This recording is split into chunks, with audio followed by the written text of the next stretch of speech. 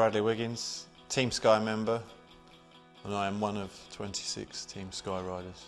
Something you just fall in love with as a kid, really. I remember at a young age watching Tour de France on the telly and watching Greg LeMond coming down the Champs-Élysées to win by 8 seconds at the Tour, and I just kind of fell in love with it from there, really, and started riding a bike, started racing on the track and never really looked back. So I remember telling the teacher at school that I wanted to be Olympic champion at cycling one day, and she thought I was crazy. I always thought that I was kind of capable of really doing something special on the road, and I just suppose I'd got to that age, really, 29, and kids were growing up a bit, my 2 children, and felt I had a bit more responsibility and just enjoyed cycling more now, and kind of thought I'd leave the track behind for a bit and really give the road one last shot and see if I was capable of doing something, and fortunately worked out. I'm pretty obsessed with cycling. If I'm not riding my bike, I'm doing other things to excess. It's kind of like the yin and the yang with me, really. I guess I'm quite obsessive with stuff like that, really. I can't do things half-heartedly, have to be full on or not at all. When I stop cycling, there's nothing in my life to fill that void, then that's obviously quite dangerous for a lot of athletes, but we'll come to that when we come to it. This is just like coming home to me now, really. And the goal's different, the kit's different, but the team's the same. Really exciting for me, really, to be back in, going for a different goal, but with the same team around me. So, for us as British riders, I think it's quite special, especially having a sponsor like Sky, you know, and the kudos and everything that goes with that, and the class that goes with it, you know, down to the kit. It's just something that hasn't been seen in pro cycling before. For me, you know, British through and through, it's quite special. But I think in terms of the team and for the performance, you know, the passports really don't matter, and I think that's what Dave was quite interested in, going out and constructing 25, 26 riders that were the best out there. As I said already, with the kit and that we've got, and you know, just when we rock up in the bus next year, it's going to be quite daunting for a lot of other teams, I think. You know, because it's certainly something it's quite space age. You know, it's going to be very something the peloton's never seen before. So it's quite exciting to be on the inside of that. Tommy Simpson is probably still my ultimate cycling hero, just for everything he stood for. Family man, the way he conducted himself. He got a bit of stick as well.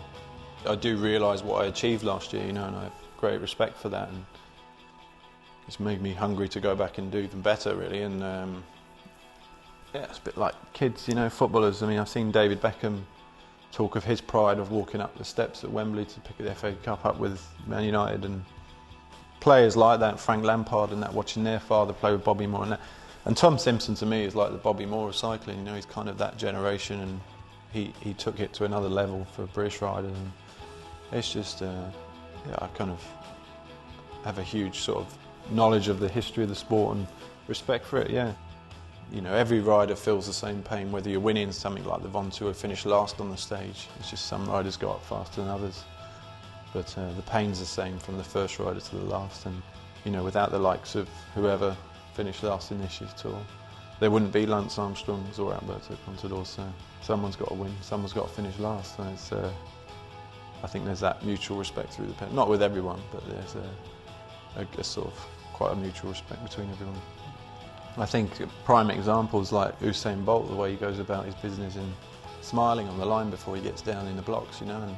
And it's great to sort of be able to enjoy sport in that way and smile and win at the same time, as opposed to doing all this sort of stuff and crossing the line and not winning anyway and having not enjoyed the whole experience. Get a bit stigmatised with that a bit. I mean, I love Paul Weller, don't get me wrong, I think he's fabulous, but people like Ian Curtis, actually, I've got a huge amount of admiration for that man as a human being, and sort of, you know, lyrically and that. And the other ones, actually, like Morrissey, I really feel I understand where he's coming from lyrically with his music, and you know, people don't quite understand him and think he's a bit miserable at times and that, but I just think he's brilliant. In the off season, it's always obviously, you know, a lot of parties and dinners and things to attend, so it's always difficult to resist. But the huge sacrifice you have to make through the season, just simple things like just having one beer at dinner with your wife or something, can become an issue, you know. And I think that's just the level you take it to in this sport, really. It's